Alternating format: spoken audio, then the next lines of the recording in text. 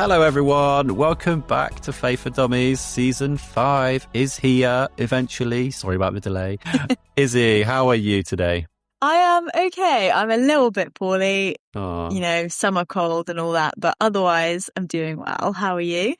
Yeah, I'm good, thank you. I had a good night's sleep last night, which is a little rare these days, so that's good. Yeah, rare. With 2 young kids, you don't get a lot of good sleep, do you? No, one of them's all right, but the other one not too much, so we generally take it in turns.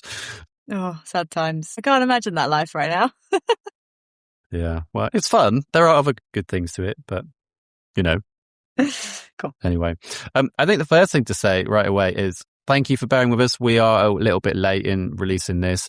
Also, I think we said in the teaser that this was going to be an episode with my friend called Tim about loving the unlivable. That is not the case, as you can probably tell from the title of this episode. Izzie's interviewed our friend Emily, but the interview with Tim is to come. It's just we've had a bit of difficulty getting that in time. So bear with us. That will come out eventually.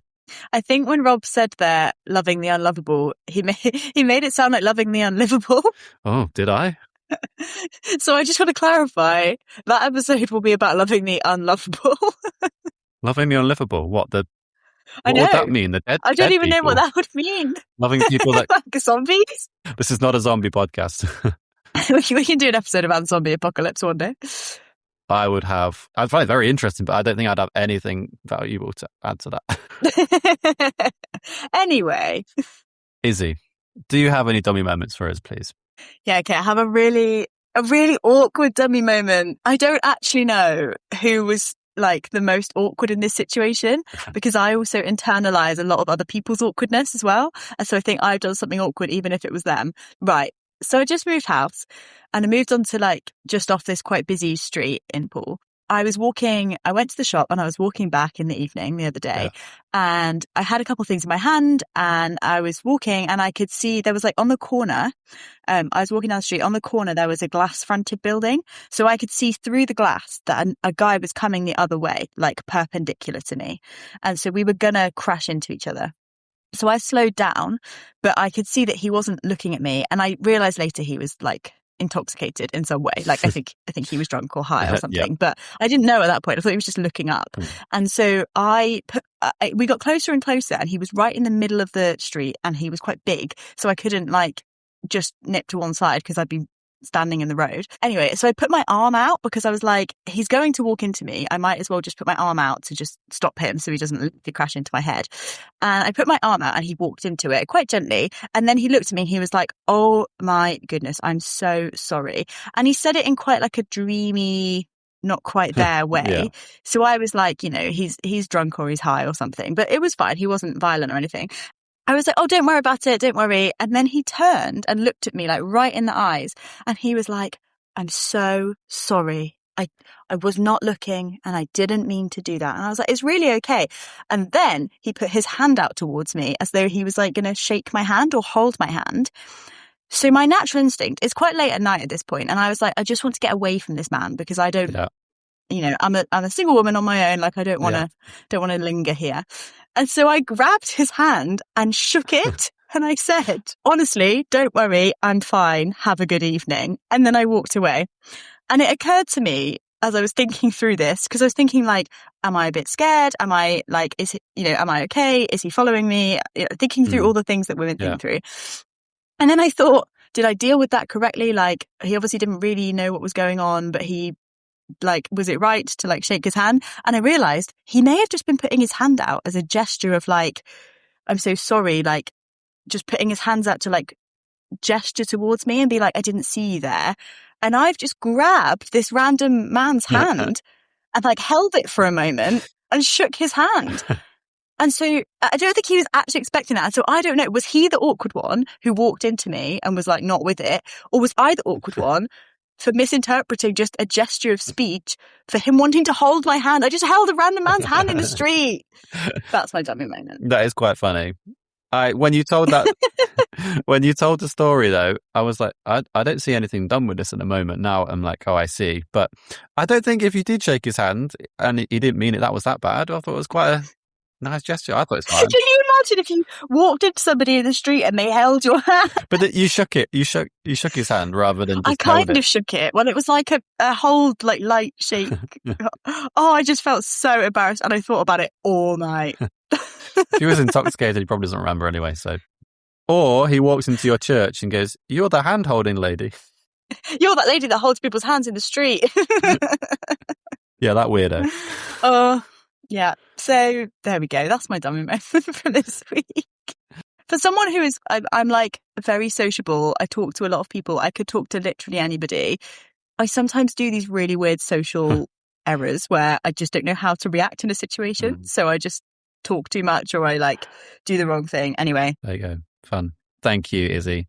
Next, I think we are going to go to an interview, and that is with our friend, not solely your friend, Emily. Yeah, you knew her first. That's true. Yeah, I did. And that is on dyslexia. Have you got anything to add before we just go to it? Yeah, I think one thing, it's very obvious throughout the interview that Emily and I are good friends because we just kind of laugh a lot. So enjoy that. Yeah, I just think it's a great conversation, and I would suggest this is a good episode if you resonate with any of it for yourself, but you're struggling to talk to your friends or family or church about dyslexia and the ways that you struggle in certain Bible studies or in church. Just send them the episode is what I would say, because it might help you to start a conversation or for them to think through things. I was introduced to things that I didn't know before. Good idea. And on that, let's go to the interview. Hello, Emily Lane. Thank you so much for joining us. Rob and I know you from the Danehill summer camps that we go to, and listeners of the podcast will know your voice from when we talked about summer camps. So I wonder if you could just introduce yourself, like where you're from, what you do, and then we'll go into some questions. Yeah, so I'm Emily. I live in Bristol. I work for the summer camps that you and Rob attend. I come and I hang out at all of them, which is great fun. And I basically just talk to people for a living. It's great. I really enjoy it. It's your favourite thing to do. So good. Do you have a dummy moment for us today? I do. I did. Right. So basically, I got given an Easter egg this week. But by the way, we're not recording this like really ahead of time. It is the middle of May. Yeah, it is. Yeah. No, it is the middle of May. So I go to a college where I study theology a bit, and we have pigeonholes, which are just basically like a post box, but rubbish. That's what a pigeonhole is. I never checked mine because who's giving me post? I don't want to see that. It's probably something boring, so I just don't look at it. And then someone texted me last week going, hey, you know you have an Easter egg. Turns out the whole college has been looking at their pigeonholes going, there's an Easter egg in that one, and I want it. So apparently it's been this ongoing thing that everyone knew about except me, that I had an Easter egg this whole time. So on Saturday, I got my Easter egg and I've now eaten it, and it's been a great time. Yeah, we jumped on the recording and Emily showed me an Easter egg, and I did feel quite jealous because Easter eggs are the best thing ever.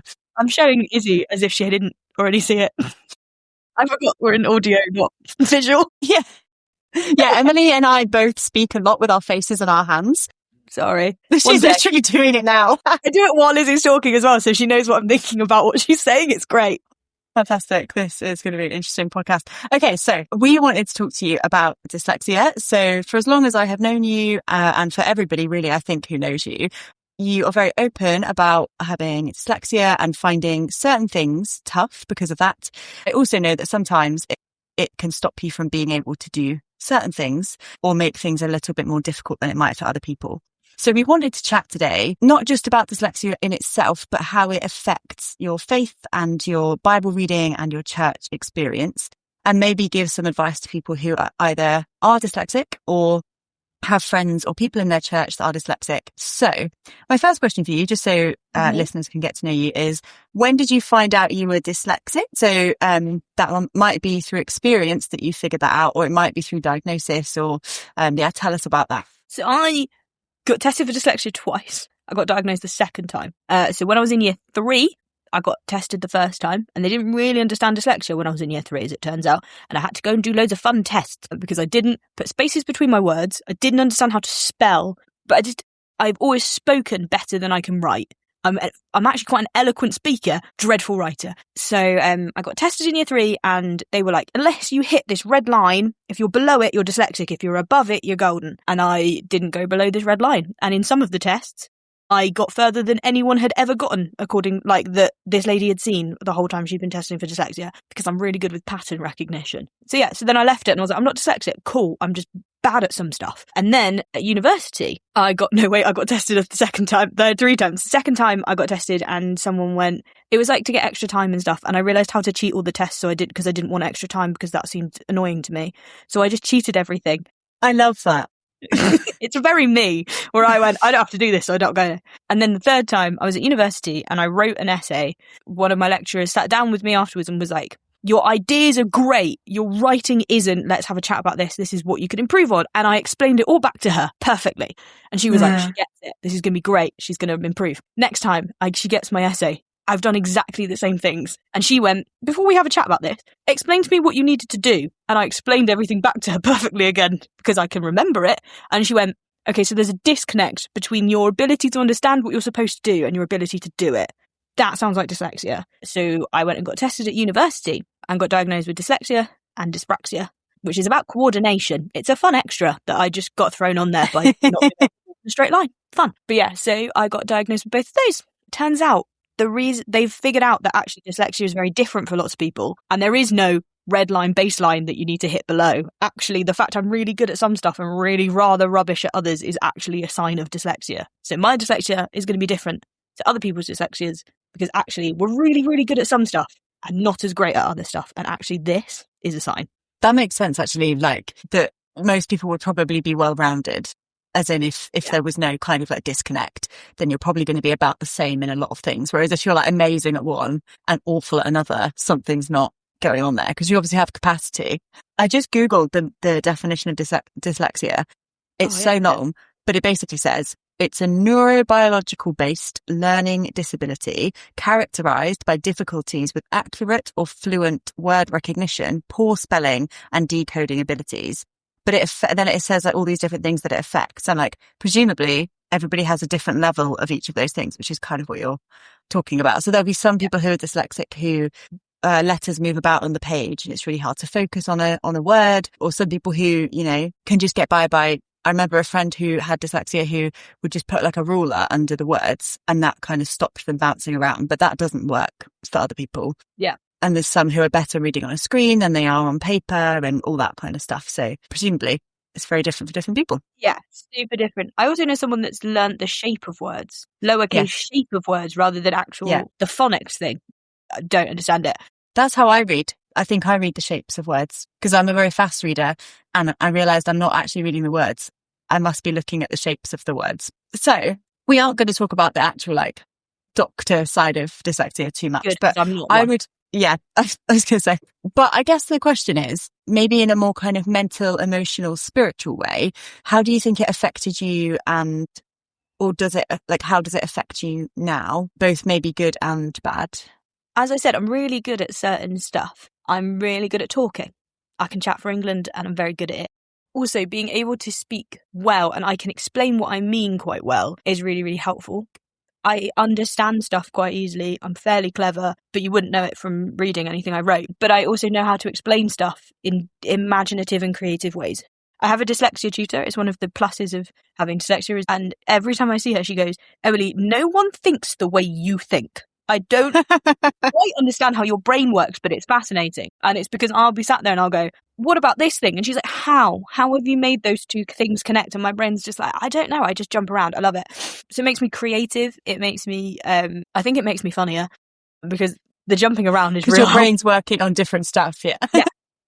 So those are some of the positives. I know how to explain things to get other people to understand. And it's one of my favorite things to do. It means that when I talk and I do stuff, I assume people have no knowledge, and so I start from nowhere, nothing, which really helps people. Also, I'm very honest about it, and actually that helps other people feel able to be like, actually, yeah, you know what, I actually struggle with this too, and then we can work out how to talk about that. And I'm never going to be embarrassed about being dyslexic because it makes me so many other things. But it means that reading is really tough. And actually for Izzie, who reads really quickly and she does it for fun and she doesn't own a TV, which I find bizarre. But for Izzie, that's her idea of relaxing. Whereas that takes me so much mental energy. I find that so hard. And so actually the idea of sitting and reading the Bible is a massive weight on me rather than being this freeing and enjoyable thing that connects me with God. Actually, often it feels like I'm going to have to really try, and this is going to take me so much more energy than it is for someone that doesn't have this. And that's okay, and it makes me creative and find other ways to do stuff, but it does cost to do that. And I think it's important, which is why I still do it, but it definitely costs me more than it would cost someone else. Exams are really hard. I took a language in theology college, and it turns out I really enjoyed learning it. I'm actually okay at it. I love being able to understand it. I can't pass an exam in it. And that's just a fact about my dyslexia, is that I just couldn't do it. There is lots of exams that I have passed. This particular one with another language could not do, which is sad, but okay. So I remember when I was a teenager going through exams, and loads of adults would be like, don't worry about your exams, it's not a big deal. And at the time, it feels like the biggest thing in the world, and it is really stressful and it is really pressured, and everything feels like it's riding on that. And it's easy for an adult to say that it's not that bad. But do you feel a difference as an adult with dyslexia rather than as a young person with dyslexia? Like, you now have freedom to choose what you do as a job and stuff like that. Do you think you therefore gravitate towards jobs where actually you can use what you are good at and maybe not what you're not? Kind of, except that what I really love is communicating and communication, and often we communicate writing. And so in theory, yes. In theory, you'd find the things that you're good at and you would do those instead. One of the many joys is you get to study what you want and you get to a lot more freedom in those things. However, the thing that I really love and the thing that I enjoy that makes me want to get up out of bed in the morning involves writing a lot of the time. And so instead of going, I can't do that thing because I'm dyslexic and that's hard and it takes me more energy than other people, I've gone, how can I fix this? How can I use other stuff? Because there are so many tools. The internet is amazing. Other people are amazing. Like at work, I have to write this weekly email. Part of that was like someone at church was finding it really hard because I can't write very well. It was consistently, Emily, you haven't spelt this word right, or you haven't put a full stop or whatever. Like grammar, commas confuse me. I don't understand the point. That's hilarious. Genuinely, I'm 28 years of age, could not tell you what they're for. But this woman just really struggled with it. And so we partnered up. And every week I would send her the email early and she would fix it and like tell me what I needed to do to make this spelling and grammar and all stuff. But it was still my words and my writing and my communicating. It was still me doing the communicating, which is the bit that I love doing. But it was her that was fixing the spelling and the grammar and the stuff that I'm really not very good at. And it was a beautiful partnership that worked really, really well. And that also works the other way around, because I know that at camp there are, young people will write a talk, but they won't quite know how to deliver it. And they'll ask you for advice on how to deliver that, because that is your strength, is speaking in public. And so actually it goes the other way as well. You can be somebody else's partner in that and kind of offer your strength to their weakness, which is cool. Yeah. In terms of reading the Bible, you mentioned it a bit there. Did you ever feel like embarrassed about the fact that you found that more difficult? I'm just thinking of young people I know that maybe they struggle to read, and there's that fear of like, oh, what if my youth worker asks me to read, or like, what if we go around in a circle and I have to read and then everyone can see that I can't read properly? Like, what kind of maybe advice would you give to either those kids or their friends? I'm an incredibly upfront person from the get-go, and actually having a leader like me who goes, I'm not good at this. And actually, they know I have other skills. They see them. And so me going, actually, does anyone want to read? Because I'm not great at it, gives other people the license to go, actually, I'm not good at that either, which is really helpful. Dyslexia is nothing to be ashamed of. It means you're brilliant at other stuff. It's for some reason, it's just a word to tell people automatically what you're not great at. It's actually quite helpful to go, hello, I'm not good at this. I have dyslexia. This is great. And so having a conversation is going, hey, reading is not my thing. And actually, people with dyslexia often, some people just want to listen. And actually following it in actual physical Bibles is really hard. And so going, actually, in order to get this and in order to be on the same page as everyone else and hear this stuff and be able to Bible study and do the other things that everyone else is doing, I need to just listen, because I'm not going to be able to read this, and because that's hard. But also, I think we forget this and we put this real weight on reading the Bible. And I think we sometimes forget that actually the Bible was written to be listened to. Like the early church, how the Bible was told, was like communicated to everyone, was by listening. And I think we've forgotten that, and we've gone, you have to read the words. No, you don't. You absolutely do not. I have an app. I have multiple apps that will read to me depending on who I want to listen to. Like genuinely, I think I have 3 different things that will read to me. The Bible app itself reads to you. There's an app called Spotlight, I believe. Is it called Streetlights. Streetlights. that has music and people reading over music if you also like some background noise, but also when someone speaks, the voice changes so you know it's speech, which I find really helpful. And then there's other things like the Bible Project. Watching some of those videos before you start a book is really helpful just so you understand what it's doing and how it's organized. And I think that's helpful for everyone, but particularly for people who need to understand what's about to happen and in like the structure and stuff. That's great. But yeah, I think we forget that actually the only reason the Bible was written down was because the eyewitnesses were dying and they needed to. Actually, this was written, it's only written down so that people could read it out. If that's how you connect, great. But it's not the only way. And actually, there is something beautiful in listening to it and experiencing it and doing what actually the early church did. And I think we forget that a lot. Yeah, absolutely. I agree. And I think actually, I did a kids talk the other day and I was talking about how we often just read the Bible, like we'll read a psalm or something out loud and it'll be like, oh my soul, God is so wonderful. I am so grateful. And like we just read it so boringly because it's words on a page. And actually, like sometimes we need to learn from people who know how to enunciate, who know how to act it out, who might not read every word perfectly, but who are kind of conveying the feeling behind it. Because a lot of us find church boring and we find Bible like studies or listening to the Bible boring because people don't enunciate the things. And actually, if we read the Psalms properly, like some of them would be jumping for joy, some of them would be reading them whilst crying, and like, and we just don't do that. I think that's a really interesting point in terms of not being able to read it well, but also just in general, like we just don't always read it as intended. 100%. There's also an element of just letting yourself off because people put so much pressure on reading the Bible. And reading the Bible is great. Don't get me wrong. I love the word. Like I love the Bible so much. I love learning about it. I write Bible studies because I enjoy it. However, I have to let myself off. It takes me more energy than other people. And I know that it's going to take me more than one read to get something. And so if you're sat in a youth group and you're going, listening to something and then immediately asking questions does not work for me. If I had to read something and then immediately someone was like, oh, what do you think of this thing? And my brain has to process what I've just listened to or read, depending on how it's been done. And then I need to process what they're asking me. That's too many things. And so talk to somebody, ask and go, hey, I can't do that. I need time to read it and I need time to process. Can I have the Bible passage? Can you email my parents before and go, hey, we're going to do this Bible passage on Sunday. Do you want to have a little pre-read? Do that a couple of times and then you can come in knowing what you're going to talk about and go, I've processed the information. Now I get to be at the same level as everyone else. It isn't about going above and beyond. This is about bringing yourself back up to where everyone else is starting from. And so not being embarrassed or afraid to just go, hey, I can't do this way. Can you help me? Because your youth leader wants you to know Jesus and they want you to be able to read the Bible well and they want you to be able to connect in Bible study. So let them help you. Tell them that you're struggling with it. Tell them the bits that you're finding hard. But go and have a conversation and be like, hello, I'm finding this bit really hard. Is there anything that we can do? Can you work with me?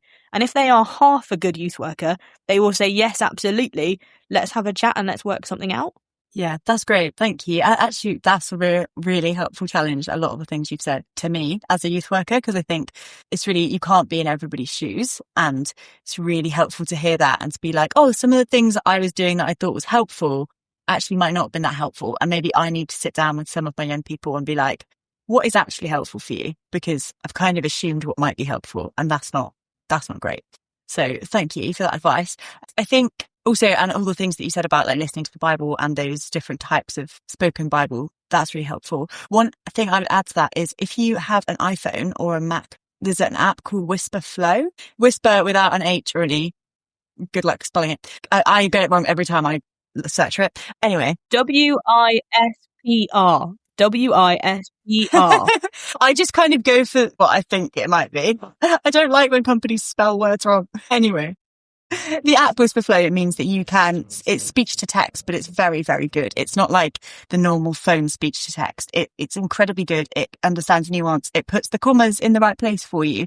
So that's really helpful. If you're writing something, a long email or an essay or something, if you do it that way first, then it can kind of help you to then sort through your thoughts later. There are plenty of other helpful tips and apps and things we can use. But if we sat and listed them all, we'd be here for hours. I think if that's something that you want, if you're struggling with that, or if you even just want to have a chat about how to talk to your youth worker or your parents or your teachers about dyslexia and how you're feeling about that, then do get in touch with Rob or I on Instagram or through the email address, or speak to your youth leader, speak to your parents and kind of just say, I don't really know how to figure this out. Can we look at this together and think about what this means together? But yes, thank you so much, Emily, for sharing. And I will see you at camp. Hopefully some of our listeners will see you at camp as well. And if anyone has any questions about anything we've talked about, do just comment or message us on Instagram, and I can just text Emily and she can answer them for you. I will answer them. I love talking about stuff. You really do. But yeah, thank you so much. And I'll see you soon. Bye. Bye. Wow. What an interview. Thank you so much, Emily. Izzie, why don't you tell us what you got from that? I think I said it in the interview, but there were just some things I hadn't thought about before. And I think as someone who does not have dyslexia, and I don't really talk about it very much with people, it was really interesting to see how learning has moved on and how there's so many different types of dyslexia, how there's different ways of helping people. And really, I think the biggest point was when Emily said you just need to be honest with people and talk to them. And that could be really scary. That's why I said at the beginning of this episode, maybe send somebody this episode to listen to as a starting point if you're a bit nervous about saying these things. And yeah, just being honest about what helps you and what doesn't help you, and how somebody at church might be able to aid you by sending you things ahead of time or whatever that might be. And Emily suggested some really helpful Bible apps as well, which was great. But yeah, I think I'm just constantly having to remember that different kind of medical or emotional or mental needs are just different for everybody. And one fix for somebody won't work for somebody else. So it's really important to have those conversations with people and to be really open-minded about how we can help people. Yeah, great. And do you think you can come up with a challenge for us based off Emily's interview? Yeah, I think the challenge, if you struggle with dyslexia, reading, comprehension, and that doesn't have to be diagnosed, by the way, just if you struggle with those things, is to send this episode to somebody in your church that you know well, like your youth leader, and talk about it with them and start a conversation about how your church could be more dyslexia friendly. And if you don't struggle with that, then either chat to any friends or chat to your church about how you might combat those things ahead of somebody struggling, if that makes sense, prevent the struggle. Or just go and use one of those Bible apps, one of the listening ones, and try and just immerse yourself in the Bible in a new way. If you've only ever read the Bible reading, in a text, then go and listen to it and go on a walk and listen to it being read to you and just see if God speaks to you in a different way. Yeah. Yeah, thanks, Emily.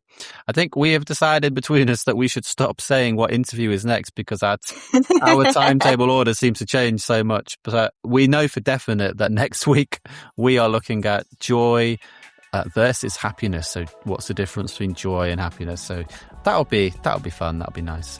But yeah, see you next week, Izzie. See you next week. Bye. Bye.